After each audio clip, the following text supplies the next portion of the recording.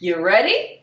Get high, get high, get high, get high, get high, get high, get high.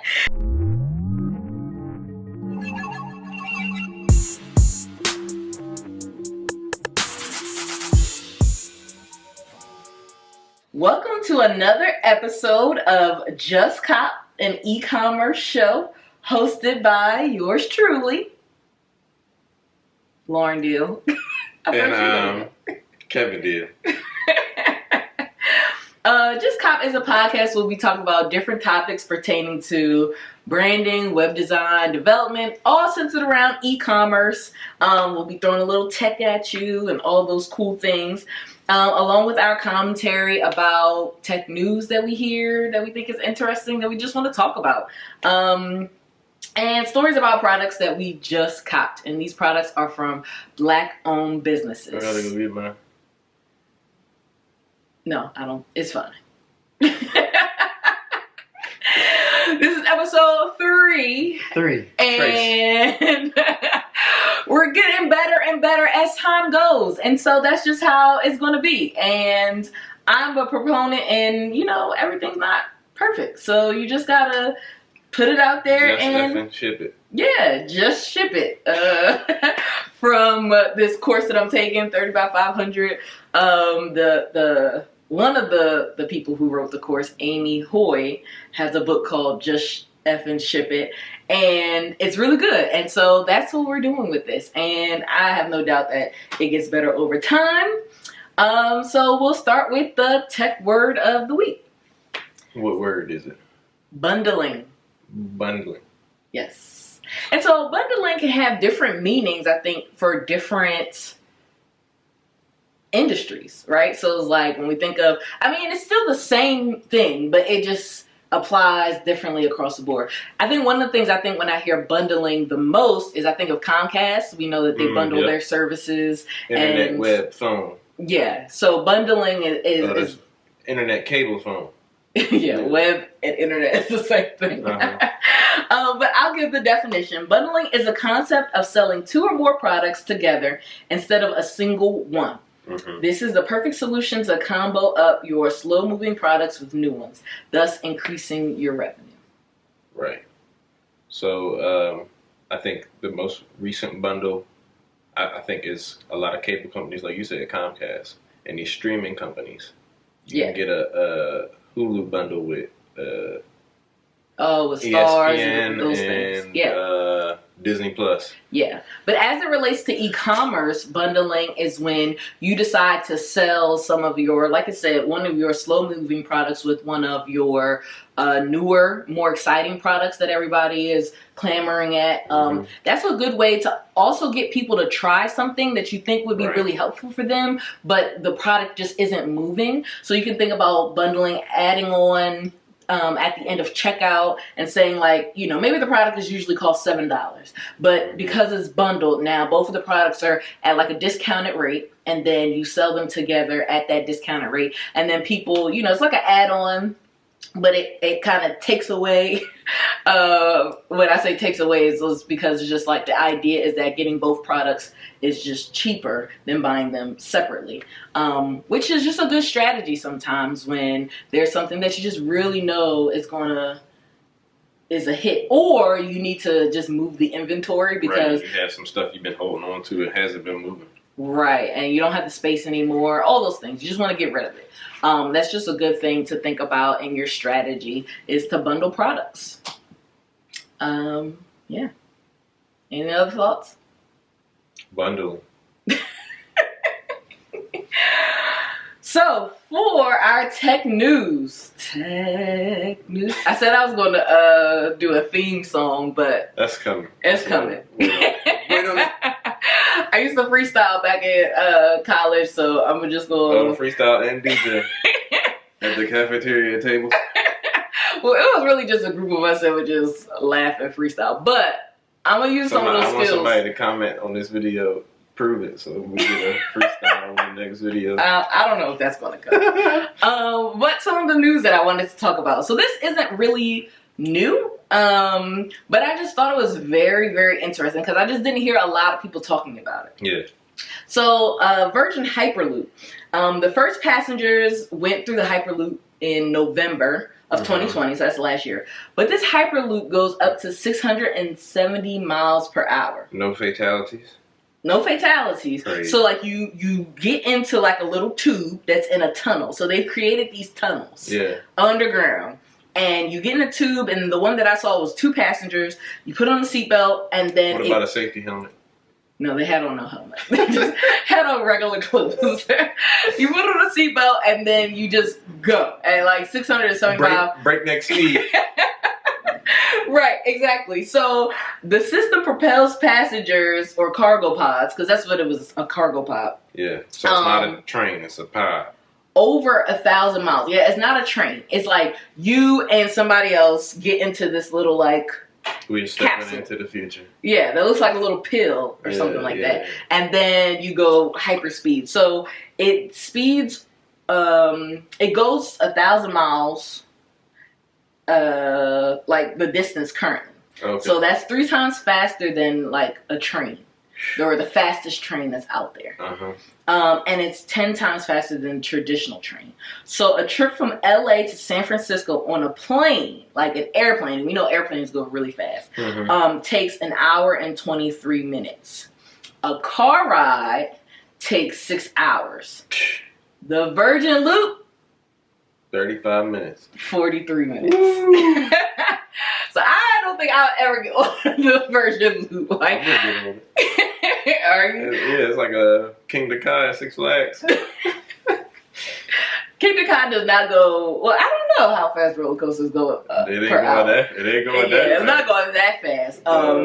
Just the idea of what that would do to travel over time, of taking out like that much time in your day to be able to get from San Francisco to LA in 43 minutes. Of course, this will be only reserved for the rich. For the rich, right. Because they're the only ones that really need to even get there that fast. Exactly. Again, another example of rich people doing stuff because they bored and they need time. They need something to do with their time. Time is money. Time is money for, the elite, the top 1%, I guess. Time is money for us too, but I don't think I would pay the cost for this. I don't know what the cost is currently to get on this Virgin Loop. I wouldn't pay the cost to live in San Francisco anyway. Well, I mean, you could just be traveling. Like, let's say you go to LA for a trip, and then you go shoot down to San Francisco for a day or 2, and then you come back. I mean, I think I think if they can make it accessible to a lot of people, I think it's going to be a really cool thing. Again, I don't like fast speeds. And just the idea, you get motion sickness, so we already know. So I don't even know. Well, you might be going so fast you don't feel it. Yeah. I mean, when you're in a plane, you don't feel how fast you're going. That's true. So I don't know what the feeling is like, but if we ever get a chance to experience it, it'd be interesting. I don't know if I really want to, but if it's like if the chance just dropped at our doorstep, it's like, okay, maybe. Reach out to us and I'll test drive it. Bring us on the Virgin Loop and we'll test drive and film. Yeah. So coming kind of back to the retail space, it says retail sales grew 6.5%, or rised from 6.5% to 8.2%, or it will rise in 2021. And that's because the vaccine is triggering the fastest growth in over 2 decades. Wow. So, as somebody who has taken the vaccine, and I've taken both shots now, it makes sense, because now that I've taken the vaccine, it's not that I take less precautions, but I feel better about being outside. Yeah, you're more comfortable with the idea of being around people. Right. Like, I've been able to venture out a little more now than I have been able to be in the past. In the past, I was just in the house. Once winter breaks, I think it's also one. I think progression with the vaccine is going along with the seasons. Yeah.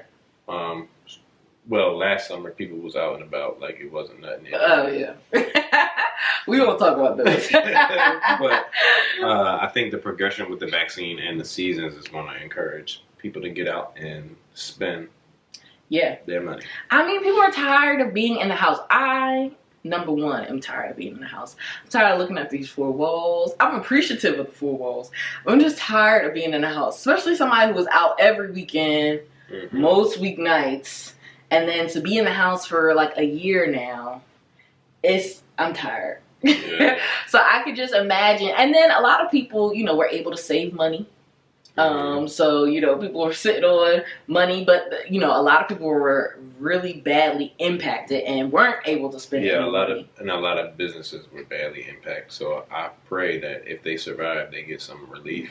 Right. I pray that a lot of this growth helps to kind of replace whatever people had to do in the interim while COVID was happening. Like picking up extra jobs. Yeah. DoorDash and all of that. Right. It's really exciting to know that like the economy is growing again. And I think that should just make us really optimistic about e-commerce and how business is going to grow in e-commerce. Because even though people are going to, shop more retail, I think though their reliability on e-commerce and doing shopping online, all those things during COVID now opened up a space and a comfortability that people, it was going to take them a longer time to have. Right.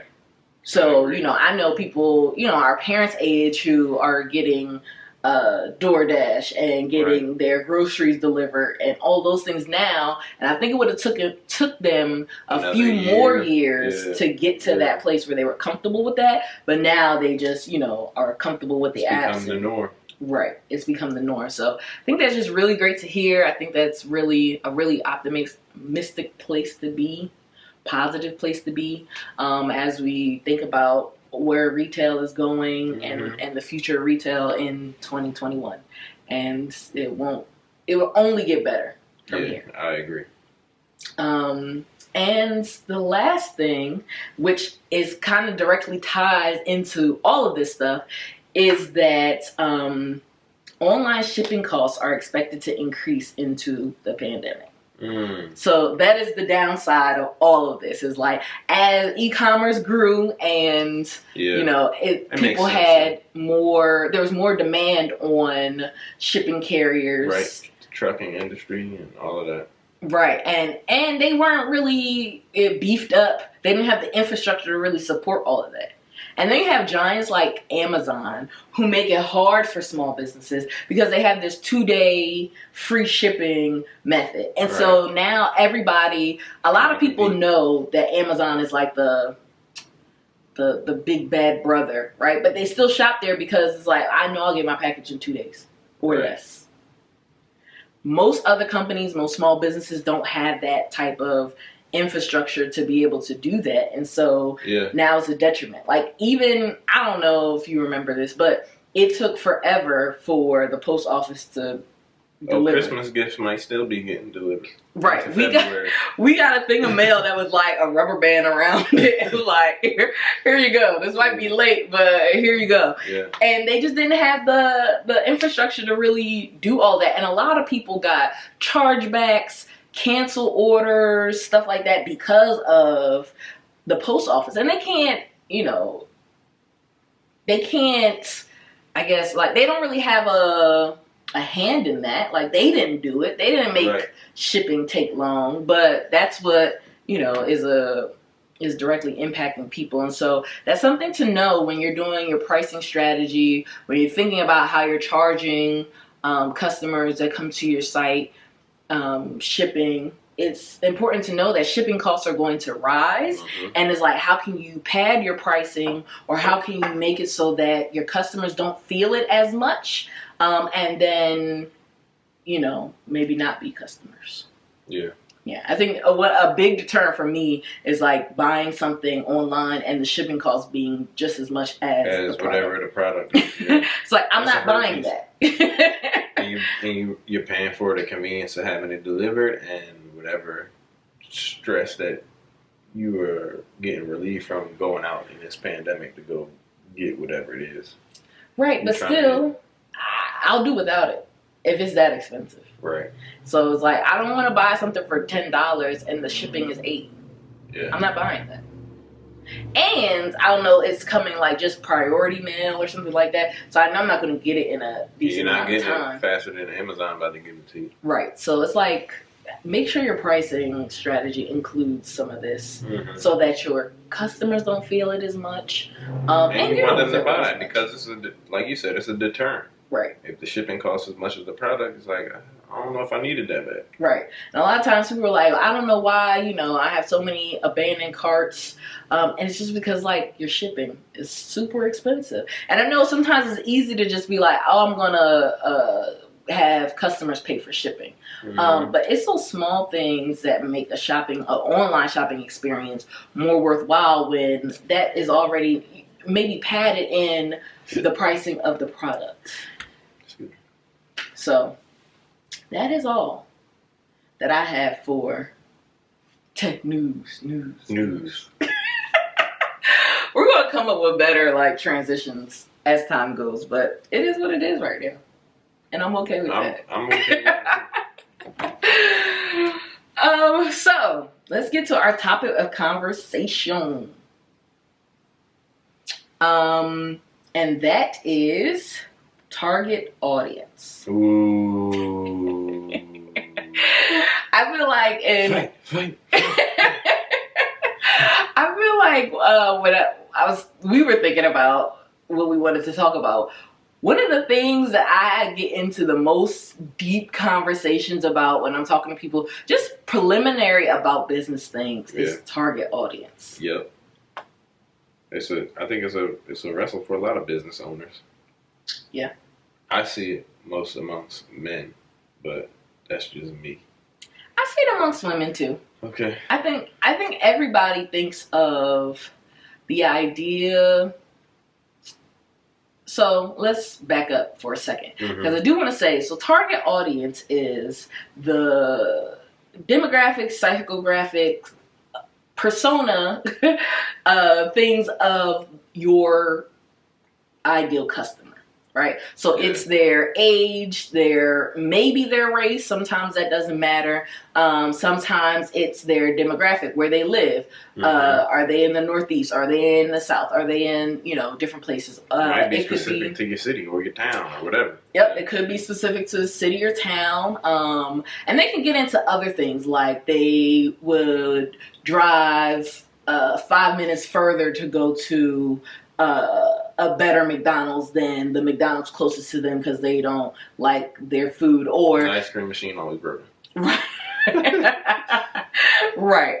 Or they prefer Starbucks over Dunkin', or, they went to college. They went to this kind of college. They went to that kind of college. How do they spend their free time? What keeps them up at night? What are their pain points? I mean, target audience, it should go that deep and deeper. But I think that people get caught up and caught off on the highest level of like drilling down on your target audience, and that's just demographics. Right. I agree. I think it's hard for people to vision support. I think people think of target audience as a box, and they don't know how the box supports their business. They want everyone to support their business. Right. So that they can make all the money. And I think that's just a false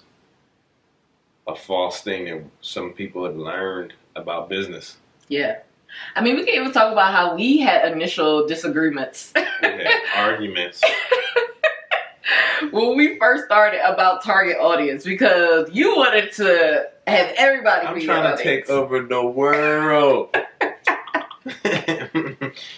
So I wanted the world to be my target audience. Right. And realistically, there's no way to even accomplish that. There is no way. Because if you're marketing to everybody, then you're not marketing. You're not marketing. Yeah. It just cannot happen. One, even people as big as Amazon and Walmart and, these colossal industries, they have maybe several different, personas of who their target audience is, right, but they have personas. They didn't start as Amazon that we know it today.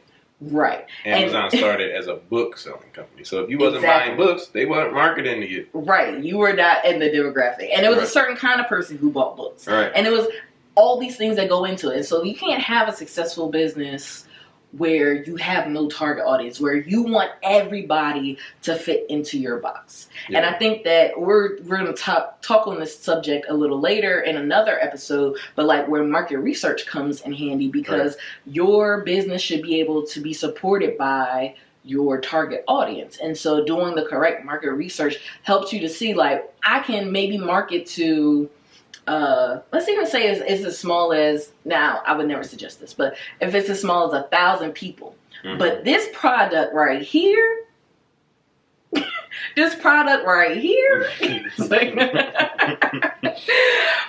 it's worth $15,000 to each one of these people in this small box. Yeah. So it's like, and you know, maybe it's worth $15,000 a month, and the people in this target audience can pay that. That's like chump change to them, and it's a monthly subscription of whatever it is. And so it's like, you don't have to market to nobody else off of that, right? And they can support your product or whatever it is, or your service or whatever it is you're selling, but in this context, product.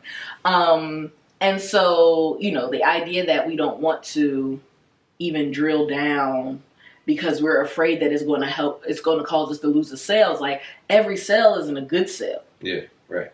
And I think, you know, we need to think about that more. But also the waste of energy you would have as a small business starting out trying to market to everybody. There's just not even enough use in the world to do that. Like, that would take a crazy marketing budget, marketing strategy, like pool, all kinds of things. So I just think that, you know, when you are starting a business, you should really take time to figure out who your target audience is. And here are ways that you can do that. Before you say that, hold on. I think even just from the bare minimums for somebody that wants to start a company is like the first thing you should do before you even make a product is do some market research and see what it is that you have a product for. Because I've seen people create products and there ain't no market for that product. Right. Or the people that they think is their target audience don't care about that product, don't want that product. Right. A lot of times people try to reverse engineer it and try to make the product and then make the target audience fit the product. Yeah. When it's just like, well, who told you that people want that? Did you ever ask the target audience? Or you just thought, like, you know what? They need this. And it's like, if that's the strategy, there's always a chance something will work, right? But if we're being smart and using strategy about it, that's just not a good one. Yeah, I agree. And yeah, you're right. It should start with target audience. Sometimes you could, you know, do it two ways. You can start with, all right, I found this product. So this is not thinking about drop shipping, because drop shipping is like a whole other can of worms, right? We're talking about, like, you are sourcing a product like from like vendors and, you know, just not drop shipping in the e-commerce space. Everything but that. I think that you can say, I found clothing, right? This clothing vendor, they have clothing that I like. I'm my own target audience. So I'm, you know, selling clothing to 30-year-olds that, you know, this, that, and the third, blah, blah, blah, blah. And I love this. So I think there's other people that's going to love it too. Right. That's one thing, or one way. And then the other way is to think about a target audience that you want to serve, and then figure out what their pain points are. Yeah. So go stalk them and see where they hang out and see what they're talking about, and, you know, listen to what they're complaining about. Right, and what they find pain about. Yeah. And then create a product that helps alleviate that pain, or gives them some type of convenience. Makes their day easier. all those things. So I think that those are definitely things to consider. But when you are going into your target audience and defining them, I think one thing is to note that it takes time to define your target audience, and it takes time to understand their behaviors, because not as simple as, you know, you figure out their demographics. I think it's even more important that you figure out how do they behave. Yeah. Because when you understand how they behave, well, then you can use that to your advantage to either market to them, because you can speak their language, you can, you know, get in their day in a normal, organic way. Yep. Also, I just lost my train of thought. Well, you can get back to the list.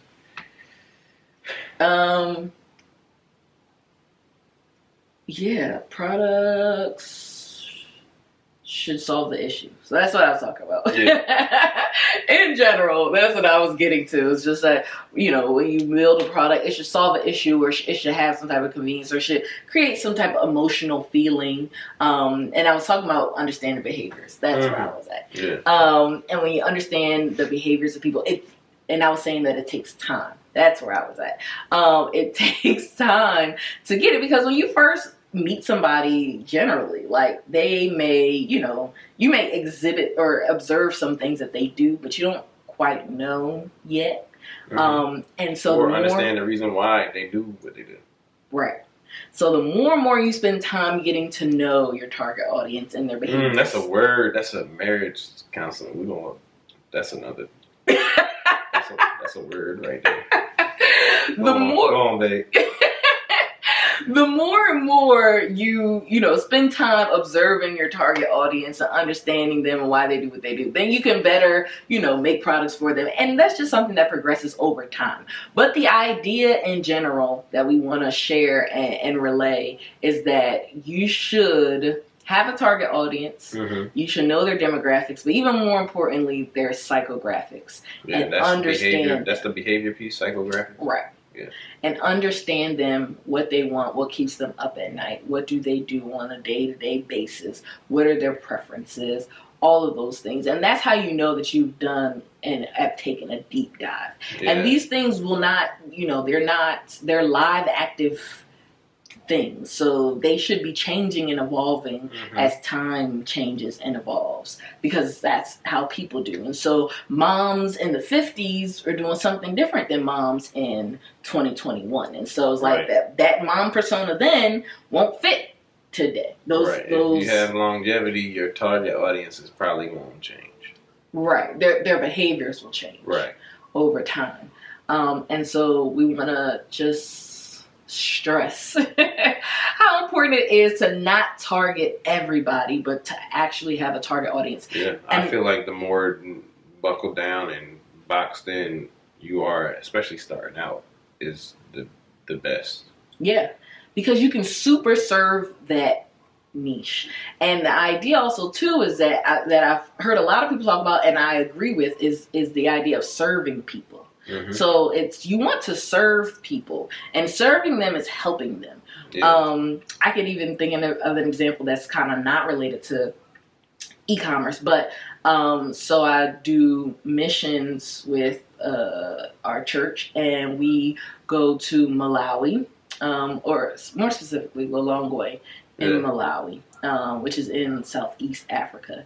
And a lot of times when I go there, people always say, like, oh, what are you doing there? When you get there, are you going to help, like, build a school? Or are you going to, I mean, that's usually, like, the most common thing. It's like, am I going to help build a school? And, you know, the idea is, in that case, that would be me developing a product without even consulting my target audience. Yeah. It's like, why would I go build a school? I don't know if that's what they need. Yeah, and I think that's under, like what you were talking about earlier, under the assumption that you know your target audience. It's like, oh, you're going to the poorest country in the world? Right. Oh, they need schools. It's like, wait a minute. Right. Did they tell you that? did you ask them? Right. And did they tell you that they need schools? And so when we go with an attitude of service of, you tell me what you need, And then I'll look at my specific abilities, skills, your specific skills, and we'll figure out how we can do this together. Yeah. And so I think that that's the same idea that we should have when we think about products for people is, one, do I have the skill set? And two, am I helping you in some kind of way? Like, does this help you do something, be something, say something, anything? Yeah. Versus like me just trying to dictate to you how it should go and how it should be. And because of that, we've been able to develop strong relationships. And that was going to be my last point for target audiences. When you know your target audience, you know their behaviors, then you can actually build a community around your brand. Right. Everybody can't come to the community. Community centers are for the people who live in the community. You gotta have ID. Do you? I don't know.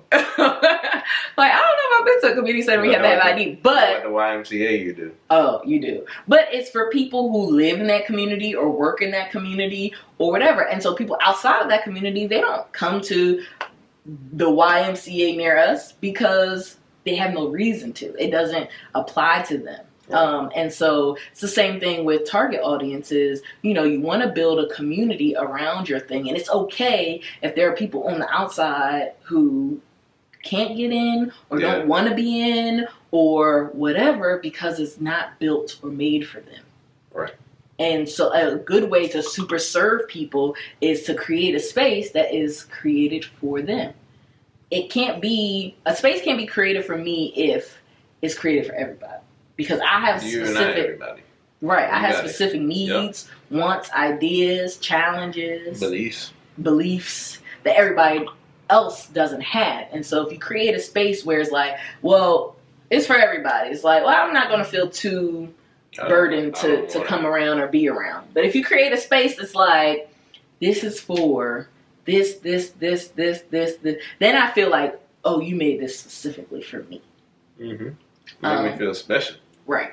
You made me feel special.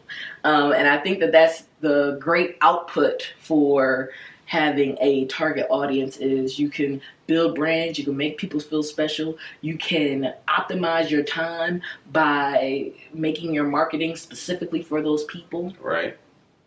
And you can create products. If you really, really know them, you can create products that you know will sell because you know what keeps them up at night. Right. You know where their pain is. And that's how you keep customers coming back. Right.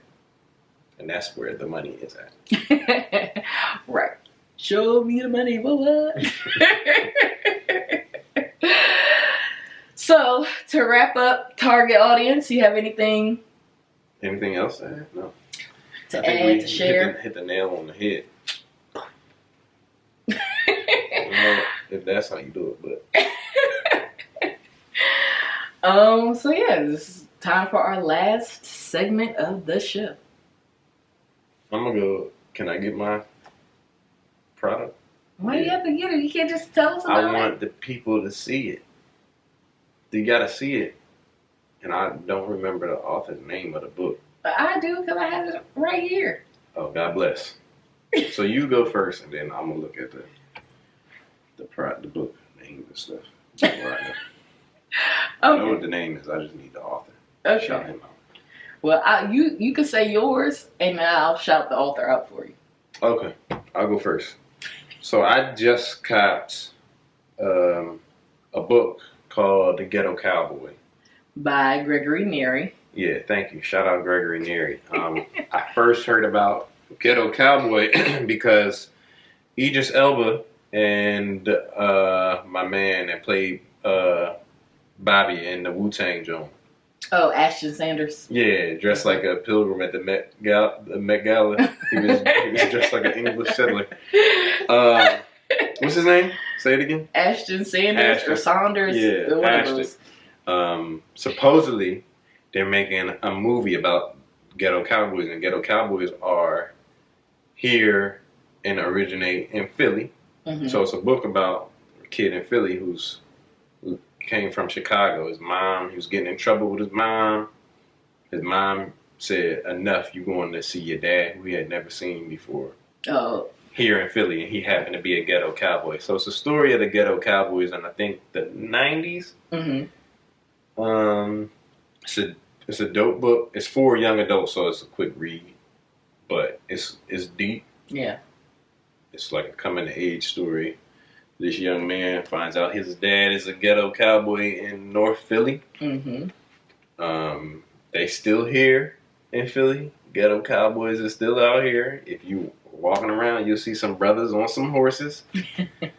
You'll hear them before you see them coming. Will you? Yeah, you hear them horses click, clop, click, okay. clop. Right. They loud. It's a great book. I'm looking forward to seeing the movie whenever that drops. That's my Just Cop story time. You just ended like that? Yep. Okay, well, mine is, and also, I know I've said this everywhere, but I'm still so disappointed that Urban Skin RX is not a Black-owned company. Mm. But that is an example of somebody who saw an under or non-served target audience group and decided to take advantage. Now, I'm not mad, right? Yeah. But it's just kind of like... You don't feel hoodwinked and bamboozled? I feel hoodwinked a little bit, and it could just be because I didn't take the time. I just assumed that somebody made something for black skin, that they were black. Person. Yeah. Especially because they say, like, they're melanin experts. So, you think, like, well, how you a melanin expert if you don't have no melanin? But, that's not to say people can't go to school and study how to be melanin experts, I guess. But it is still disappointing that it isn't Black owned. But I do like what they're doing for Black people. Yeah. Well, skin wise, I don't know too much about the business, and I do know that they have board members who are young Black women who are killing the game, things like that. So it seems like they brought the community in. Yeah. But how much greater would it have been if it was Black owned? Mm-hmm. So, that's okay. So I know you got a Black owned product today. Yeah, I do. So I got introduced to this product from my hairdresser. And it must be working because you're looking at them smell. Thanks. Even though it was your barber that gave me this cut. But on the top, it's called Aunt Jackie's Don't Shrink.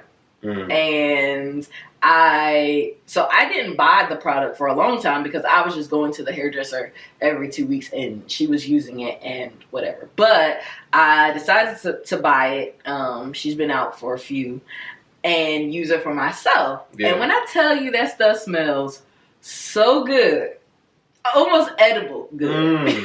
But it's not edible. The jar, like, should I try it?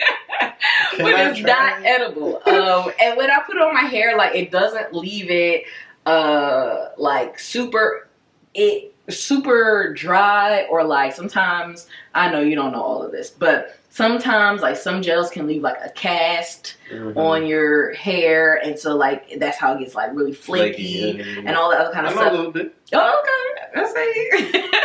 But this doesn't have that issue. It's a really, really good product, and I've just enjoyed it, and it's worked so well. It saves me so much time when you have a product that you can use on a wash and go that you know consistently works, and you don't have to take like 2 days to let it dry or whatever the case may be. It's like something you want to stick with for the rest of your life. So my product this week is Aunt Jackie's Don't Shrink. There's other products in the line, but that has worked the best for me. Wash and Go brought to you today by Aunt Jackie's Don't Shrink. Nice. And that is my Just Cop story. Yeah, that's great. Yeah, so sad to come to an end. This has been a great 40-something minutes. Yeah. I always enjoy these times, and until we come again in 2 weeks. Yeah, see you soon. Thanks for tuning in. Thanks for tuning in. Also, feel free to leave a comment, rate our podcast. And if, there's anything that you want to hear about, always feel free to DM us, comment. Yeah, find us at July5_design on all social media platforms. All social media. Yes. What's the YouTube?